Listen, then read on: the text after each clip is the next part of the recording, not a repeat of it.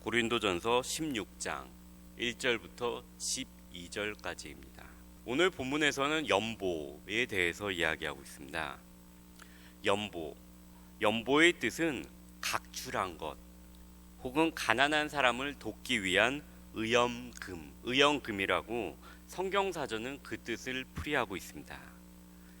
오늘 본문의 시작은 성도를 위하는 연보에 관하여는 내가 갈라디아 교회들에게 명한 것과 같이 너희도 그렇게 하라라고 이렇게 얘기하고 있습니다.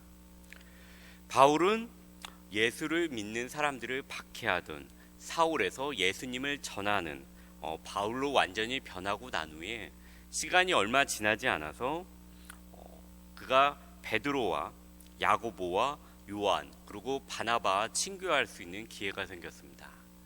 그것에 대해서 전하고 있는 것이 갈라디아서입니다. 그리고 그 부분에 보면은 그 사도들이 바울에게 이렇게 부탁을 합니다. 가난한 자들을 잊지 말아 주십시오라고 이야기합니다.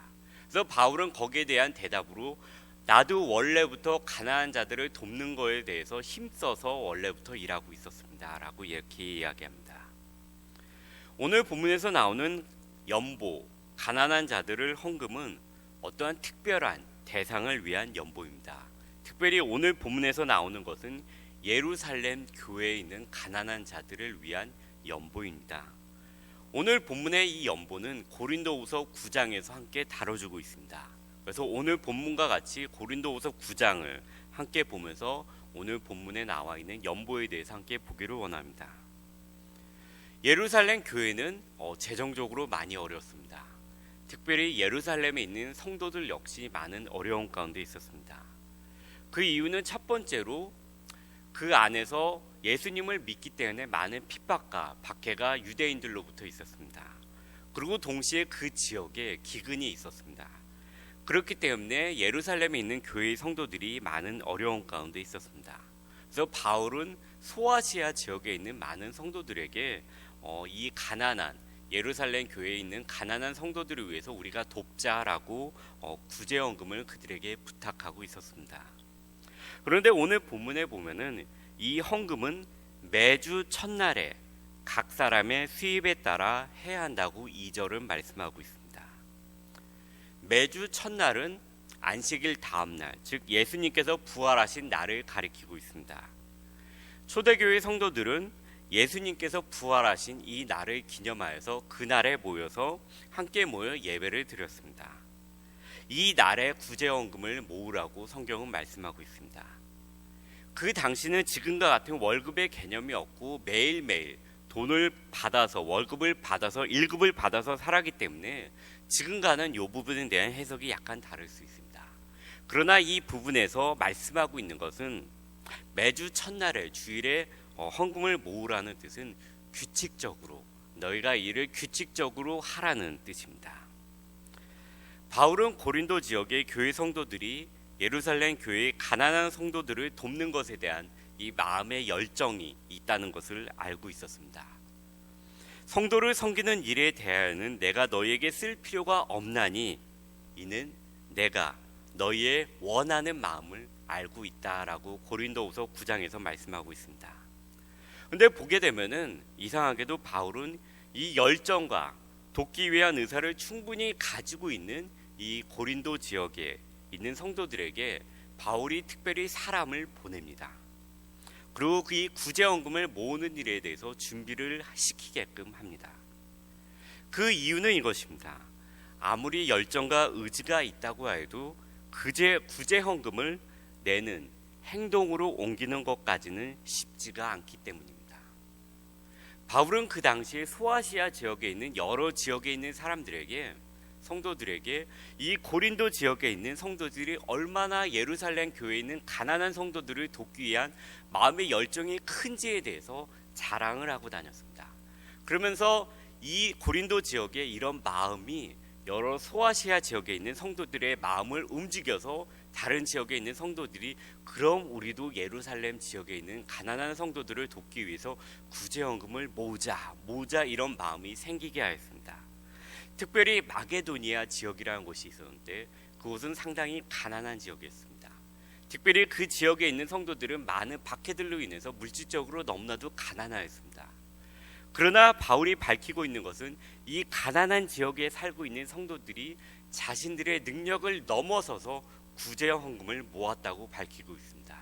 그런데 나중에 이제 바울이 이 구제와 헌금을 예루살렘 교회에 내야 되는 날이 가까워져서 이 지역에 가서 헌금을 모으고 이 지역의 사람들과 같이 이 지역을 또 가서 또 이제 모으고 다른 지역을 가구해서 고린도 지역에 딱 왔는데 아직 준비가 안 된 겁니다. 마음은 있었는데 준비가 안 된 겁니다. 이것을 마게도니아 지역에 있는 사람들이 보았을 때 얼마나 창피하겠느냐라고 이야기하면서 너희들이 마음과 열정은 있지만 내가 특별히 사람을 보내서 이것을 하는 데에 좀 더 힘을 쏟도록 하겠다라는 의미에서 사람을 보내게 됩니다. 11조는 하나님을 믿는 사람들에게 의무입니다. 능력에 상관없이 수입이 있는 모든 사람은 10분의 1을 하나님께 드림으로써 우리의 물질의 주인은 하나님이라는 것과 우리의 것이 아니라 하나님의 것이라는 것을 밝히는 것이 11조입니다. 그러나 가난한 사람들을 돕는 연보, 구제헌금은 각 사람의 형편에 따라서 내는 것입니다. 10분의 1보다 더 적게 낼 수도 있고 상당히 적게 낼 수도 있습니다. 즉 능력이 되어야지만 이 헌금을 드릴 수 있습니다. 여기서 말하는 능력이라는 것은 돈이 많다는 것을 의미하는 것이 아니고 하나님께서 주신 돈을 관리하는 능력을 말하고 있습니다. 하나님께서 맡겨주신 물질을 적절하게 관리를 하는 능력이 있을 때에만 자신의 수입에서 연보를 떼어서 하나님께 드릴 수 있습니다. 그러기에 아무리 돕기 위한 열정과 의지가 있다고 해도 다음 주에 드리지 하면서 충분히 늦추어질 여지가 있습니다. 왜냐하면 우리도 잘 알고 있듯이 수입 중에 얼마를 떼어서 낸다는 것은 항상 쉬운 일이 아니기 때문입니다. 고린도후서는 연보에 대해서 말씀하면서 억지로 하지 말고 자원하는 마음으로 할 것을 분부하고 있습니다. 그러나 예루살렘 교회에 가난한 성도들을 돕기 위한 연보를 모으자고 함께 의지를 밝히고 언제쯤에 우리가 모아진 헌금을 보내겠다라고 계획을 세웠지만 미루다 바울이 모아진 헌금을 예루살렘에 보내기 위해서 고린도 교회에 왔을 때 그제서야 허겁지겁 헌금을 모을 가능성이 충분히 있었습니다. 왜냐하면 고린도 지역의 성도들이나 우리나 모두 약하고 연약한 인간들이기 때문입니다. 바울은 그래서 미리미리 자기가 자원하는 마음이 있을 때 수입에서 얼마를 떼어내서 규칙적으로 헌금을 모으는 것이 중요하다고 밝히고 있습니다. 그래서 마지막 날에 한 번에 억지로 모으려고 하지 말고 자원하는 마음으로 하게 되라고 말씀하고 있습니다. 바울은 이 부분에 대해서 이렇게 적고 있습니다. 이렇게 준비하여야 참 연보답고 억지가 아니니라. 마지막에 다가왔을 때 내야 될 때가 돼서 내게 되면 억지로 내게 되는 마음이 인간은 생길 수밖에 없습니다. 11조가 그 양을 분명하게 제시하고 있다면 연보는 각자의 형편과 수입에 맞게 드리면 되는 것입니다. 그 양이 중요한 것이 아니고 연보에서 중요한 것은 모든 성도가 동참하는 것이 중요한 것입니다. 그리고 모든 성도가 참여해서 헌금한 이것에 대해서 바울은 은혜라는 표현을 쓰고 있습니다. 3절을 함께 보도록 하겠습니다. 내가 이를 때 너희가 인정한 사람에게 편지를 주어 너희의 은혜를, 헌금이 아닙니다, 너희의 은혜를 예루살렘으로 가지고 가게 하라. 우리는 은혜라는 단어를 참 많이 사용합니다. 그리고 실제로 은혜는 믿는 성도들의 삶에서 중요한 역할을 하게 됩니다. 하나님의 은혜라는 말을 우리는 상당히 자주 씁니다. 그렇게 자주 쓰다 보니 이것이 추상적인 의미로 변질이 될 때가 있습니다. 그러나 이 은혜는 추상적인 의미로 우리가 다가올 때가 있지만 사실은 이것이 추상적인 것이 아닐 때가 많이 있습니다. 고린도 교회의 나눔은 예루살렘 교회에 있는 성도들에게 크나큰 선물이자 은혜로 다가왔습니다. 너희의 은혜를 예루살렘으로 가지고 가게 하리니라는 표현에서 우리는 하나님의 은혜란 곧 추상적인 차원을 넘어서 구체적인 형태로 표현되는 것이라는 것을 우리는 알 수 있습니다. 바로 우리의 구체적인 헌신이 누군가에게 하나님의 은혜로 다가온다는 것을 오늘 본문은 밝히고 있습니다.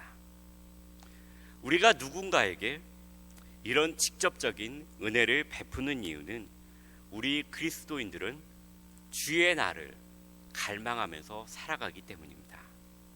우리는 주의 날에 모여서 예배를 드리지만 동시에 요한계시록에서 밝히고 있는 것과 같이 그 주의 날을 갈망하면서 살아가고 있습니다. 주님께서 심판하시기 위해서 오시는 그 주의 날을 동시에 갈망하면서 살아가고 있습니다. 이것이 바로 부활을 믿는 것과 동시에 심판의 날을 기다리며 살아가는 신앙인의 모습입니다. 부활과 다시 오심을 믿고 기다리면서 살기에 우리는 우리의 삶 가운데 불합리한 현실이 있더라도 낭망하지 않고 새 소망을 가지고 살아가면서 우리의 형제나 자매가 어려운 가운데 있을 때 그들이 나와 같이 한 가족이기에 부활하신 예수님을 믿고 다시 오실 예수님을 믿는 성도들이기에 우리의 특별한 헌금을, 물질을 함께 나누는 것입니다. 우리가 세상에 가난한 성도들을 돕는 것도 참 복되고 우리가 선교를 위해서 꼭 해야 하는 것입니다. 그러나 동시에 우리는 우리의 가난한 형제 자매들을 먼저 생각하여야 됩니다. 왜냐하면 그들은 우리와 같이 이 그리스도의 다시 오심을 기다리며 살아가는 가족이기 때문입니다. 고린도후서는 이 연보에 대해서 말씀하면서 그 양에 대해서 우리에게 분명한 지침을 내리고 있습니다. 각자가 그 마음에 정한 대로 할 것이요 인색함으로나 억지로 하지 말지니. 그 마음에 자원하는 마음으로 너무 인색하게도 하지 말고 너무 부담되게도 하지 말라는 것입니다. 이것은 억지도 아니고 인색함도 아니고 마음에 정한 대로 드리면 된다는 것입니다. 기쁜 마음으로 드릴 수 있는 그 금액이 바로 적당한 금액이라는 것입니다. 그리고 이 돕는 일을 우리의 힘으로 하는 것 같지만 결국에는 하나님께서 나중에 모두 다 채워주신다고 고린도후서 9장은 이 구제헌금에 대해서 말씀하면서 우리에게 말씀하고 있습니다.